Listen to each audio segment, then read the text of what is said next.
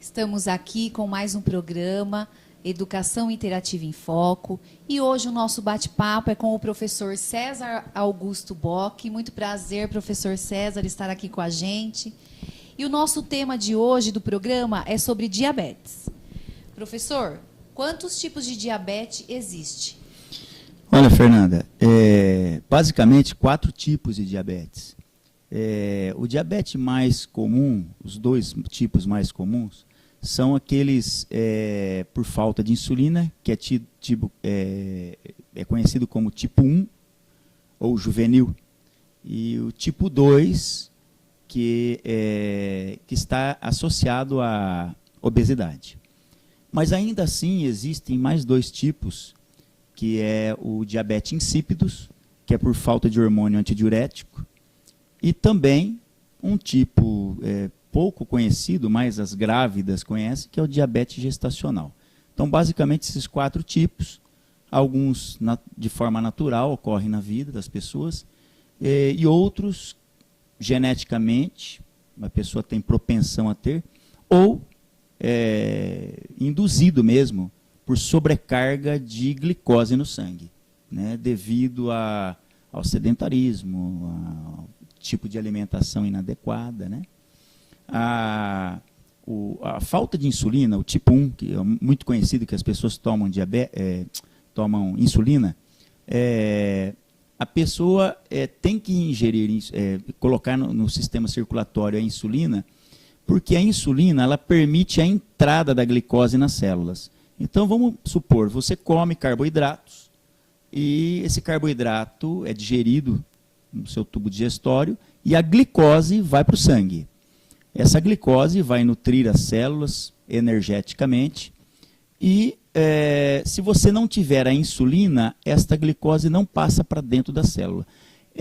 A insulina é um hormônio proteico produzido no pâncreas pelas ilhotas de Langerhans, umas ilhotazinhas que tem no pâncreas, que produzem a insulina, e a sobrecarga de glicose durante a vida vai desgastando essas célulazinhas que tem nessas ilhotas. E a pessoa passa a ter falta de insulina, né?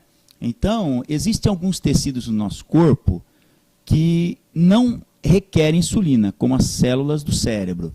Mas as demais precisam de insulina. E se você não tiver insulina e continuar comendo carboidratos numa taxa, numa quantidade exagerada, essa glicose vai parar no sangue, vai ficar acumulada no sangue, vai aumentar o que a gente chama de pressão osmótica do sangue e vai acabar lesando aqueles tecidos que não necessitam de insulina. Ou seja, desloca-se toda a glicose para o cérebro, que causa uma lesão no nervo óptico, né? E nos outros tecidos que precisam da insulina e não têm a insulina, as células começam a morrer e tem dificuldade de reprodução. É muito comum, por exemplo, as pessoas que têm diabetes tipo 1 por falta de insulina, as células teciduais não cicatrizarem, né? Se tem um corte... Isso, um machucado, né, César? Isso. Não cicatriza porque não chega glicose dentro da célula, não chega energia dentro da célula, por falta de insulina. Mas a glicose ficando em grande quantidade dentro do sangue da pessoa, acaba lesando também o sistema nervoso. Um dos primeiros sintomas é tontura, lesão do nervo óptico, que você começa a turvar a vista. Isso são sintomas assim, de uma pessoa que já está com uma tendência a diabetes bem avançada, né? A gente pode... perceber no dia a dia as tonturas, né? Turvação da vista, mas existem pré-diabéticos que esses sintomas não aparecem. É bem discreto, é uma doença silenciosa. Então, haveria necessidade das pessoas passarem por um médico constantemente, para, pelo menos anualmente, né? Para verificar, fazer uma dosaginha de glicose, né? Uma pessoa que tem uma dosagem de glicose acima de 99 miligramas por decilitro no sangue de glicose em jejum, diga-se de passagem, jejum de uma pessoa adulta de 8 horas, dormiu, não comeu nada durante o sono, óbvio, né? Levanta de manhã e faz um examinho. Acima de 99 já é considerado um pré-diabético entre 99 e 110. Então, essas pessoas que têm até 110 miligramas não vão perceber que são diabéticos, não vão ter os sintomas. E aí, quando percebem, já é tarde. Já é tarde. Né? Então, esse tipo de diabetes por falta de insulina é o mais, assim, o mais conhecido. Agora tem se falado muito no diabetes tipo 2, né? Que está associado à obesidade.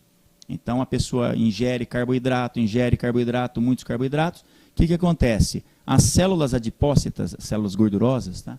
Elas começam a ter tanta gordura que elas começam a recusar a glicose. Como? Mudando o receptor da insulina. Então, a insulina, quando vai abrir a portinha da célula para a glicose entrar, a insulina não funciona mais, porque a célula trocou, é como se fosse trocar a fechadura, não encaixa mais a insulina vai perdendo efeito. Consequentemente, ela demora mais para permitir com que a glicose entre. E essas células induzem as outras células do organismo a fazerem a mesma coisa. Aí o que acontece? A glicose fica onde? No sangue. No tipo 1, fica no sangue por falta de insulina. E a tipo 2, pela insulina não funcionar. Aí não tem outra saída. Tem que tomar, um remédio hipoglicemiante, que a gente fala, que força o rim a eliminar a glicose. E controlar mais a alimentação. Né? O diabetes tipo 1 e tipo 2 está muito ligado ao hábito alimentar. Né? Isso é difícil as pessoas controlarem. Né? É muito difícil. A gente sabe muito bem o que é trocar o hábito alimentar. Né? É muito difícil. Como posso adquirir o diabetes, professor? Olha, o diabetes, como eu disse para você, tem o gestacional, por exemplo, é uma coisa natural. Né? A mulher grávida ela vai ter e pronto. Por falta de ADH, eu digo assim, ela vai ter porque a criança ela vai absorver mais glicose ou menos glicose dependendo da hora do dia, e os hormônios da placenta, a placenta vai se formando, ela interfere na insulina, nessa ligação da insulina com os receptores. Então, tem mulher que sente mais, tem mulher que sente menos. Essas variações de tontura da mulher quando está grávida é uma coisa natural, chamada de diabetes gestacional. Nasceu, pronto, e acabou esse tipo de diabetes, porque elimina a placenta. E a gestante tem que tratar, professor?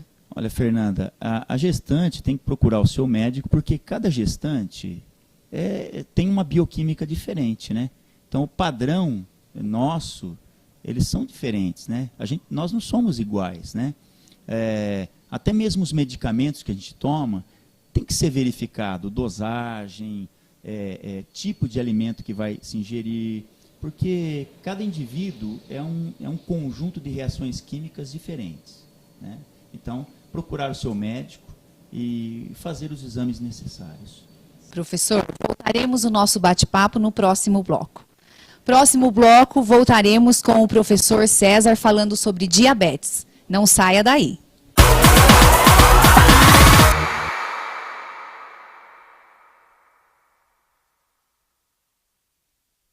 O Colégio Interativo Catanduva, Sistema COC de Ensino, oferece para seu filho educação de qualidade, profissionais qualificados, juntamente com uma excelente infraestrutura, contando com sala 3D, quadra poliesportiva, salas com multimídia e lousa eletrônica, espaço reservado para o primeiro ano do ensino fundamental e salas climatizadas. Aqui, seu filho inicia com a alfabetização e segue até o pré-vestibular, onde contamos com mais de 100 aprovações para 2016, sendo 15 em Medicina, USP, Unesp e outras tantas mais. Na Dicopel, você encontra todo tipo de embalagens e utilidades para celular. Você encontra descartáveis, artigos para festa e produtos de limpeza em geral. A Dicopel possui a maior variedade de doces, balas, pirulitos e chocolates para a sua festa. Faça-nos uma visita e surpreenda-se com a variedade de produtos. Dicopel, Avenida Comendador Antônio Stocco, 33, bem na frente da fonte da rotatória. Telefone 3522-8060. A Universidade Estácio de Sá, com mais de 45 anos de existência, está inserida no Colégio Interativo Catanduva desde 2007, com cursos em bacharel, licenciatura e tecnologia, proporcionando facilidade para os universitários que poderão estudar em suas casas, em seu ambiente virtual, com materiais altamente qualificados.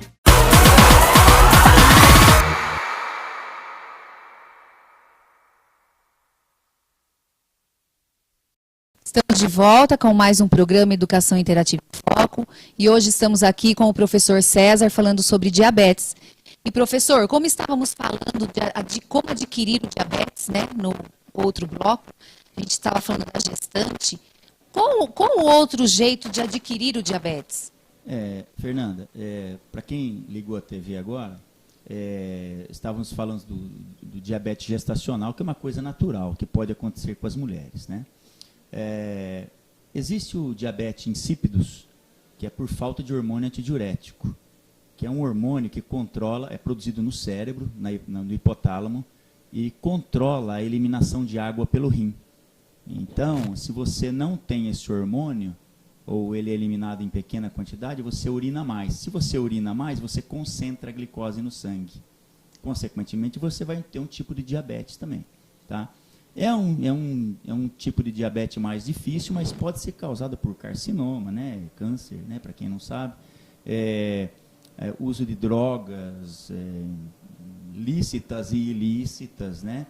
E algum trauma da cabeça. Existe uma infinidade de coisas que podem acontecer no sistema nervoso que pode lesá-lo. Então, aí você deixa de produzir esse hormônio. É mais difícil, né? O diabetes tipo 1, que é por falta de insulina, esse pode ser por diversas formas. Genética, tudo é genético, né, no nosso corpo. Mas pode ser induzido, né? Você usar uma carga excessiva de glicose durante a vida, de carboidrato. Diga-se de passagem, carboidrato, um pão, massas em geral, é tudo glicose. Em excesso, e você tem que ter propensão a ter essa doença durante a vida, porque todos seremos diabéticos um dia. Um dia, as nossas ilhotas pancreáticas, que eu expliquei no início do programa, vão deixar de produzir. Mas, às vezes, as pessoas morrem por outras doenças, né, antes de serem diabéticos.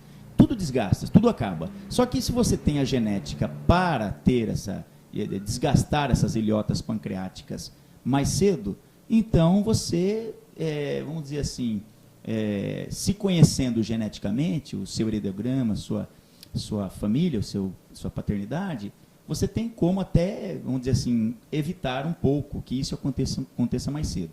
Mas é um tipo, né, vamos dizer, geneticamente, a pessoa tem propensão a ter, né, mas com uso de drogas, etc. O diabetes tipo 2, que é o diabetes tardio, que nós falamos, que está ligado à obesidade, né, que eu comentei já também. A obesidade, o sedentarismo, faz com que a glicose que existe no corpo seja acumulada nas células gordurosas, e aí começa a mudança dos receptores, como eu já citei, para a insulina. Ou seja, a insulina não funciona mais nesse indivíduo. Então, você pode, vamos dizer assim, se não tiver cuidado, forçar a ter um tipo de diabetes, né, tipo 2. O que posso fazer para melhorar a qualidade de vida de um diabético? Vamos falar aí do diabetes tipo 1 e tipo 2, né? O tipo 1, se a pessoa for geneticamente propensa e não ter mais insulina, ficar monitorando sempre sua glicemia e aplicar a insulina de acordo com o médico, né, com peso, altura. O médico vai fazer um estudo do teu corpo para ver a dosagem de insulina que deve ser administrada. Então, frequentar sempre um médico, fazer aquela fitinha de furar o dedinho e monitorar durante o dia. Existem aparelhinhos hoje que ligam no abdômen do indivíduo e ele fica injetando, ele detecta o quanto de glicose você tem no sangue e já joga a quantidade ideal, né? Um equipamento mais caro. Mas existem em qualquer farmácia esses equipamentos mais simples. Então, monitoramento e administração de insulina. No caso do diabetes tipo 2, para melhorar a qualidade de vida, e tipo 1 também nesse sentido, a alimentação, né? Nos dois tipos aí, a alimentação é fundamental. A alimentação e, no caso do tipo 2, o uso de drogas hipoglicemiantes. Então, o tipo 1 vai melhorar a qualidade de vida do indivíduo, logicamente, a administração da insulina. E no tipo 2, é muito fundamental a alimentação, mais que no tipo 1, porque no tipo 1 você corrige com a insulina. No tipo 2, não tem como corrigir com a insulina. o indivíduo já tem insulina. Então, o ideal é controlar severamente o tipo de alimentação, porque senão você vai começar a forçar o seu rim. Vai ter que tomar muito hipoglicemiante, já que a única forma de diminuir a glicose do sangue no tipo 2 é por hipoglicemiantes. Então, o regime, né, evitar comer carboidratos, etc., né, em excesso, né, vamos dizer assim, carga elevada de carboidratos, substituir mais por carne, por vegetais, proteínas, vegetais, ovos, né? Existem médicos hoje dizendo que a carga excessiva de proteínas acaba até, vamos dizer, contrabalanceando essa, vamos dizer assim, essa vontade que nós temos de ingerir carboidrato, né? Então, o organismo se adapta, transformando gordura em corpos cetônicos nutrem o cérebro. Há uma adaptação desse indivíduo a outras formas de energia, outras formas de alimento energético. A gordura mesmo, ela pode ser transformada em corpos cetônicos, né, no nosso organismo. E os corpos cetônicos é um tipo de energia para o cérebro. Quer dizer, é uma substituição. Então, é uma adaptação. A alimentação é fundamental, né, por fibras, vegetais, proteínas. Essa substituição seria uma boa. Bom, isso aí até para os vestibulandos, o corpo controla a glicemia. Aliás, glicemia significa, então, taxa de glicose no sangue. Nós podemos ter uma hiperglicemia, que é a alta taxa de glicose, e uma hipoglicemia, né? Vamos dar um exemplo clássico aí, porque o pessoal presta vestibular, Enem, nossos queridos alunos.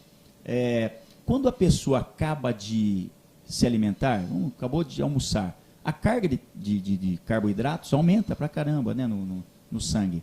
Então, o pâncreas começa a eliminar a insulina para que a taxa de insulina no sangue diminua e migre essas moléculas de glicose para as células. Quando a taxa de glicose, ao contrário, está muito baixa, quando que está muito baixa? Quando você acaba de levantar. Quando você acaba de levantar, você ficou num jejum mínimo natural de 8 horas. Você dormiu. Você não comeu nada. Então, está faltando glicose no corpo. O fígado, ele armazena a glicose na forma de glicogênio durante o dia. E quando você está dormindo, ele vai soltando essa glicosinha. Mas 8 horas, a taxa de glicogênio já está baixa. Então, o que acontece? Quem controla o fígado para eliminar essa glicose de forma lenta é o pâncreas também, por essas ilhotas, que produzem um hormônio chamado glucagon. Então, de manhã, a taxa de glucagon está bem elevada, fazendo com que o glucagon do pâncreas manda o fígado quebrar as moléculas de glicogênio em várias moléculas de glicose, para repor o que está faltando. Então, o pâncreas manda o fígado jogar no sangue, tá? De manhã. E quando você acaba de almoçar, é o contrário, a taxa de glicose já está alta, nós temos que mandar para as células essa glicose, e aí a insulina entra em ação, como hipoglicemiante. E o glucagon é um hiperglicemiante. Voltaremos com este bate-papo depois do próximo intervalo. Voltaremos já.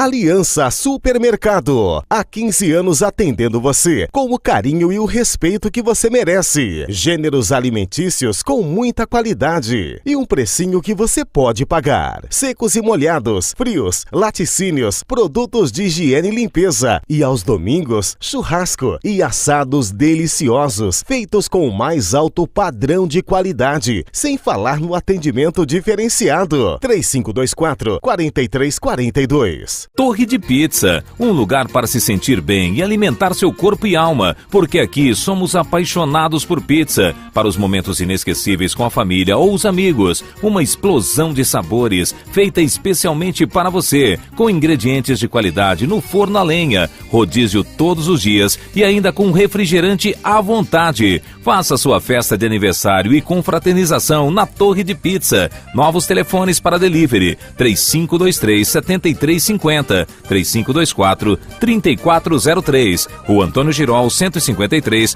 Parque Glória 1, Catanduva, São Paulo.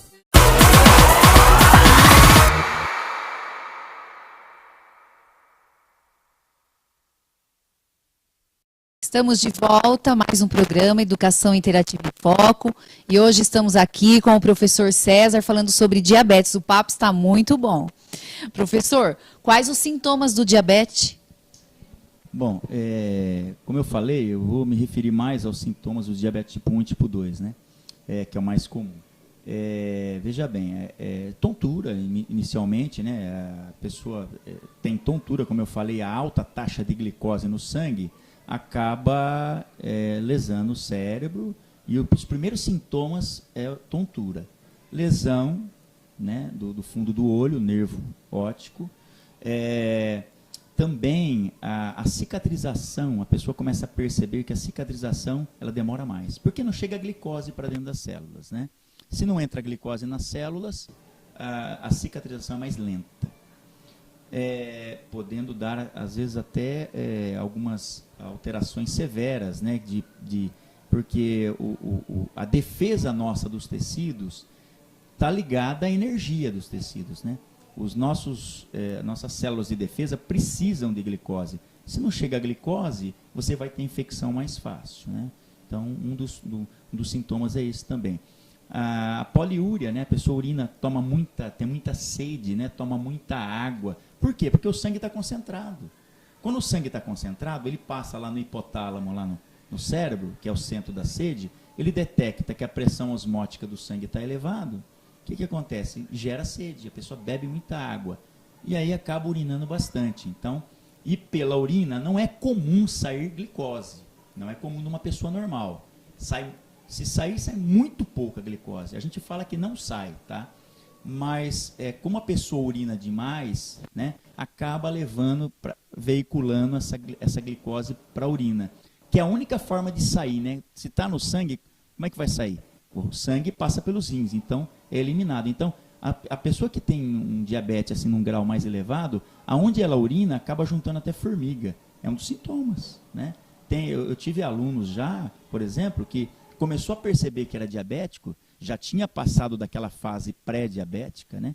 Que é aquela fase silenciosa, que a pessoa não percebe ainda, como nós já falamos anteriormente, e a pessoa começou a perceber nas peças íntimas, quando vai colocar para lavar, começou a juntar formiga.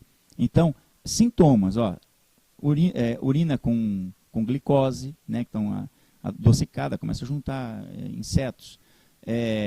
A cicatrização mais dificultosa dos tecidos, né, podendo causar gangrena, infecções muito complicadas, né, turvação na vista, né, e até desmaios, né. Então, pode entrar em um quadro severo por exemplo, de excesso de glicose no sangue, que o cérebro não comporta essa alta concentração e pode lesar severamente algumas regiões cerebrais. Mas os sintomas básicos são esses, né? Tontura, turvação. Se você estiver sentindo algum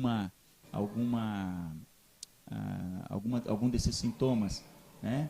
A primeira turvação na vista, às vezes pode ser porque não comeu direito, mas frequentar um médico, procurar um médico para ver o que é essa tontura que você está sentindo, essa turvação na vista, né? Não cicatriza direito um machucadinho, então ficar bem atento a isso daí, né? A urina, ficar de olho na urina, né? Então a urina é uma das coisas assim, muito importante você observar, né? Porque na urina mudou a composição dela, ela muda até o aspecto das bolhas que faz quando urina na água, que a gente faz xixi no vaso sanitário, né?